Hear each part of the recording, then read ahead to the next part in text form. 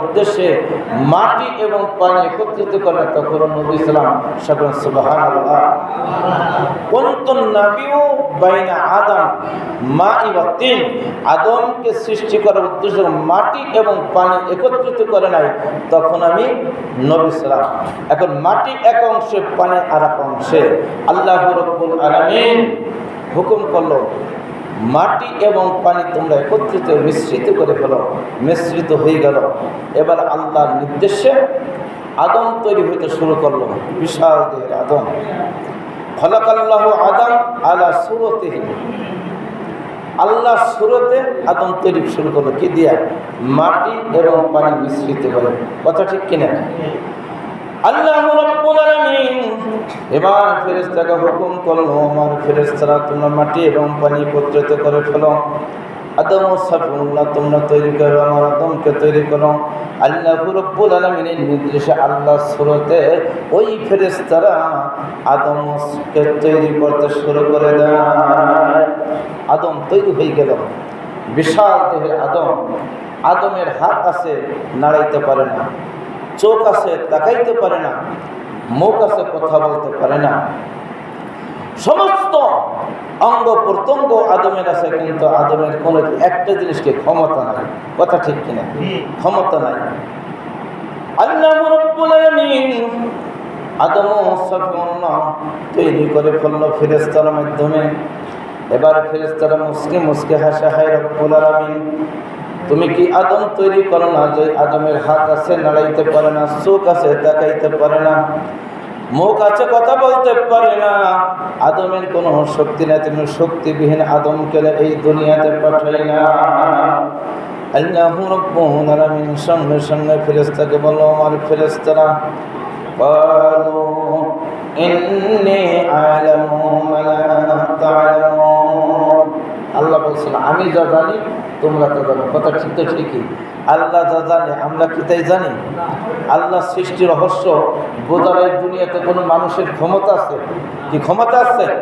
ক্ষমতা নেই। কি জন্য? আল্লাহ পাক যেই জায়গায় যে জিনিসটা প্রয়োজন সেটাই আল্লাহ তৈরি করে দেন। একটা বট গাছ, বট গাছের বেশি কিন্তু সামান্য একটু, বুঝতে না? আর ওই বট গাছে লক্ষ লক্ষ মানুষ আশ্রয় নেয়।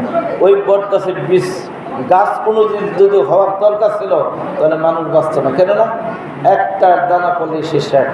শেখ সাদী রহমাতুল্লাহ আলাইহি একদিন তিনি রাস্তা দিয়ে হাঁটতেছে, এমন একটা বট গাছ পেল। বট গাছের নিচে তিনি বিশ্রাম নিয়ে তাকাই দেখে বট গাছ, বিশাল বট গাছ, কিন্তু বট গাছের বিচিটা ছোট্ট ছোট্ট। শেখ সাদী রহমাতুল্লাহ আলাইহি তিনি মনে মনে চিন্তা করলো, উনি একজন মহাকবি ছিল, আল্লাহর একজন প্রিয় বন্ধু ছিল, বলি ছিল। কথা ঠিক কিনা?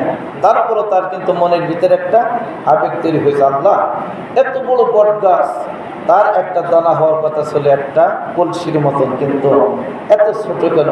একটা মার্বেলের চেয়েও ছোট। উনি বট গাছের নিচে শুয়ে পড়লো। হঠাৎ তার ঘুমের নিদ্রার ভাব আসলো। ওই বট গাছের একটা দানা ছেড়ে শেখ সাদী রহমাতুল্লাহ কপালে লাগলো। শেখ সাদী রহমাতুল্লাহ আলাইহির ঘুম ভেঙে গেল। এমন সময় শেখ সাদী রহমাতুল্লাহ বললেন, হায় রব্বুল আলামিন, আমি তোমার কাছে মনে একটা অপরাধ করে ফেললাম। হায় রব্বুল আলামিন, আমি তোমার সৃষ্টি জগৎ নিয়ে গবেষণা করছি, এটা আমার চরম অন্যায় হয়েছে। কথা ঠিক কিনা? হায় রব্বুল আলামিন, এই বট গাছের দানা যে একটা কলসির সমান হতো, আমি সাথে এই মুহূর্তে এই দুনিয়ার জমিন থেকে বিদায় নিয়ে যেতাম। কথা ঠিক কিনা? যে আল্লাহ সৃষ্টি জগতের যে জায়গা যা প্রয়োজন তাই করেছে। তা এবার আল্লাহ বলতেছেন, আদম চলতে পারে না, ওই আদমকে চলার শক্তি দেওয়ার জন্য, ঘুমানোর শক্তি দেওয়ার, প্রত্যেকটা শক্তি অঙ্গ প্রত্যঙ্গের শক্তি দান করার জন্য আল্লাহ হুকুম করলো, মীর রুহুকে হুকুম করলো, রুহু তুমি আদমের দেহের ভিতরে প্রবেশ করো। সুবহানাল্লাহ। আল্লাহ রাব্বুল আলামিন ওই মাটির আদমকে চলার শক্তি দান করার জন্য, কথা বলার শক্তি দান করার জন্য, তাকানোর শক্তি দান করার জন্য, চলাফেরা করার শক্তি দান করার জন্য রুহুকে হুকুম করলো, রুহু তুমি আদমের দেহের ভিতরে প্রবেশ করো। আল্লাহর অনুমতি পেয়ে গেল, রূহ আদমের দেহের ভিতর প্রবেশ করে, বা রূহ আদমের দেহের ভিতর প্রবেশ করে একটা চিৎকার বাহির হয়ে গেল। আল্লাহ রাব্বুল আলামিন রূহকে প্রশ্ন করলেন, রূহ তুমি কেন বাহির হয়ে গেলা? রূহ একটা চিৎকার দিল, হে রব্বুল আলামিন, তুমি আমাকে মন একটা ঘরের ভিতর প্রবেশ করার অনুমতি দিয়েছো, যে ঘরটা অন্ধকার, আমি অন্ধকার ঘরে বসবাস করে কোনো শান্তি পাইতেছি না, অন্ধকার ঘরে বসবাস করে শান্তি আমি পাইতেছি না। হায় রব্বুল আলামিন, এই অন্ধকার ঘরে বসবাস করে আমি কোনো শান্তি পাই না। এবার আল্লাহ রাব্বুল আলামিন ওই অন্ধকার ঘরকে আলোকিত করার জন্য আদায়ান ইলাল্লাহি বিইذনিহি ওয়া সিরাজাম মুনিরা, আল্লাহ রাব্বুল আলামিন ওই অন্ধকার ঘরকে আলোকিত করার জন্য আদায়ান ইলাল্লাহি বিইذনিহি ওয়া সিরাজাম মুনিরা, ওই সিরাজাম মুনিরার শক্তি থেকে অর্থাৎ নূর থেকে কিঞ্চিত মাত্র নূর আদমের পেশানিতে দান করেন।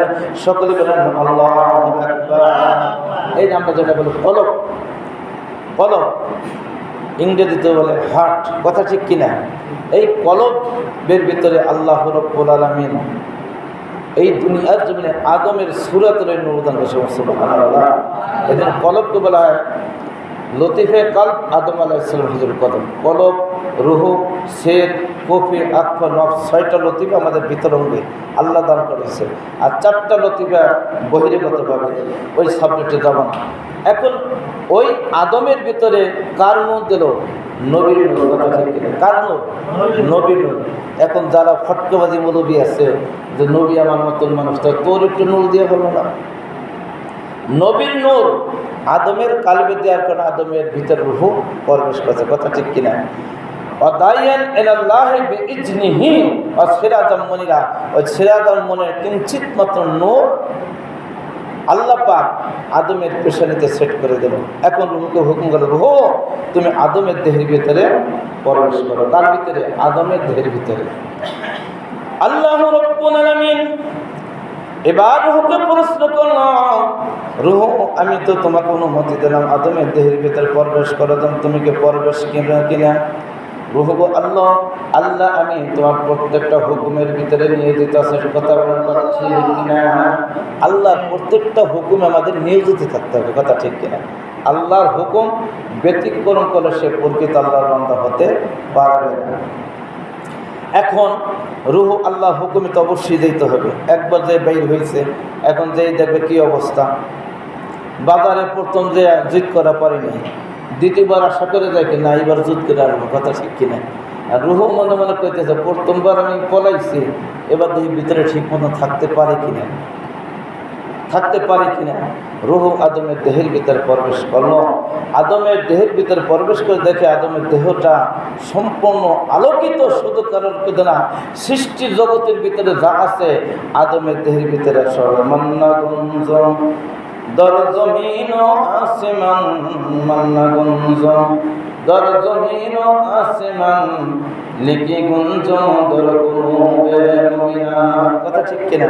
শব্দ বল আসমান জমিনের ভিতরে আল্লাহ যা দান করছে একজন মুমিন বান্দার পরে আল্লাহ তাই দান করেছে। মুমিন, শুধু মুমিনের কথা, মুমিনের পর স্তর আছে। আমরা তো 3 পাতার মৌলবী, আলিফ লাম মিমের ব্যাখ্যা জানি না, কিন্তু আমি বিশাল ইমানদার হয়ে যাই। মুমিন বান্দার মুমিনের স্তরটা কি? ইমানদার মুমিন এক না। অনেকে বলে ইমানদার, হ্যাঁ ইমানদার মুমিন এক না, ইমানের পর আরো ক্লাস আছে। আল কালবু হুয়া মুদগাতুন সাবুন বাতিন, কলব একটি মাংসের টুকরা। এই জায়গায় 7টা স্তর আছে এবং 7টা এলিমেন্ট আছে। এক একটা স্তরে আপনার 70,000 এলেম, 4,90,000 এলিমেন্ট পার হবার একিনের পর বিশ্বাসের পর হলো মুমিন। এই মৌলানা সাহেব, আমার মতন মৌলানা 10টা বুখারী শরীফে হাদিস পড়তে গেলে খবর হয়ে যাবে। 4.5 লক্ষ হাদিস বুখারী শরীফে মিলিত, কথা ঠিক কিনা? আল্লামা জালালউদ্দিন সুয়ুতী রহমাতুল্লাহ আলাইহি তার 2 লক্ষ হাদিস মুখস্থ ছিল। আমরা 10টা হাদিস মুখস্থ বলা পারি কিনা?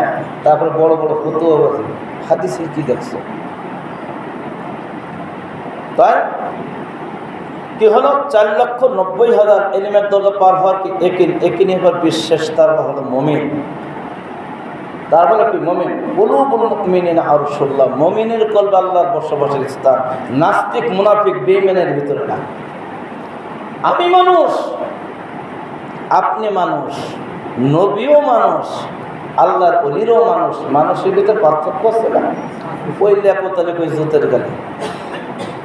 খাজা মাইনুদ্দিন চিশতি রহমাতুল্লাহ আলাইহি তিনি 90 লক্ষ হিন্দু মুসলমান করছে, আমার মতন আলেম কয়জন করছে? তাদের কথা শুনে মানুষ পাগল হয়েছে। আর আমার মতন মৌলবী সারা রাইতে ওয়াসলামের বেড়া তাড়াতাড়ি যায় না কেন? কথার ভিতরে ভাষার ভিতরে পার্থক্য আছে না? লাদনে পার্থক্য আছে না? এখন রুহু বলতেছে, রুহু তুমি আমাকে মনে একটা ঘরের ভিতরে পাটের ঘরটা আলোকিত করো। হায় রব্বুল আলামিন, তুমি আমাকে এই মুহূর্তে যে ঘরটা পাই ঘরটা হলো আলোকিত, আমি কিয়ামত পর্যন্ত বসবাস করলে আমার কোনো অসুবিধা হবে না। সুবহানাল্লাহ, আলহামদুলিল্লাহ, আল্লাহু আকবার, আল্লাহু রাব্বুল আলামিন ওয়া দাইয়ান ইলাল্লাহি বিইজনিহি ওয়া সিরাতাম মুনিরা। আমার রাসূলের নূর মুবারক আদমের পেশানিতে দান করার কারণে আদমের রূহের ভিতরে, আদমের দেহের ভিতরে রূহ প্রবেশ করে। রূহ বলে হে রব্বুল আলামিন, আমি যে কিয়ামত পর্যন্ত আদমের দেহের ভিতরে বসবাস করে আমার কোনো কষ্ট হবে না। আচ্ছা, নবীর নূর প্রত্যেকটা উম্মতি মুহাম্মাদের ভিতরে আছে। আল্লাহ পাক যদি বাঁচে আগামী জুম্মায় আলোচনা হবে, কারণ জুম্মার আগামী মুক্তাসার পর্যায় করে আলোচনা হবে। নবীর যদি একটা জিন্দিগি কোনো উম্মতি মুহাম্মদ মহব্বতের কালেকশন লাগাইয়া শোনে, নবী বলছে আমার জিন্দিগি যে উম্মত মহব্বত শোনে, মহব্বত অন্তর আনবে, কাল কিয়ামতের ময়দানে আমি নবীর শাফায়াত তার জন্য ওয়াজি। তার জন্য নবীর প্রেম যার কাছে তার জন্য ওয়াজি। নবীকে এক নজর দেখলে গেলে জাহান্নামের আগুন হারাম। আবু জাহেল তো লক্ষ্যপথ দেখছে, কাজ হবে? হবে নি? আবু জাহেলের দেখা আর আবু বকরের দেখা কি এক হবে নি? হযরত বিলালের দেখা এক হবে নি? অতএব নবীকে দেখতে হবে নবীর মতন। কথা ঠিক কিনা? বড় ভাইয়ের মতন দেখলে কাজ হবে না, আমাদের মতন মানুষ দেখলে কাজ হবে না। এইগুলো মুনাফিক বেঈমান, এই বেঈমানের ইহকাল পরকাল বরবাদ হয়ে যাবে।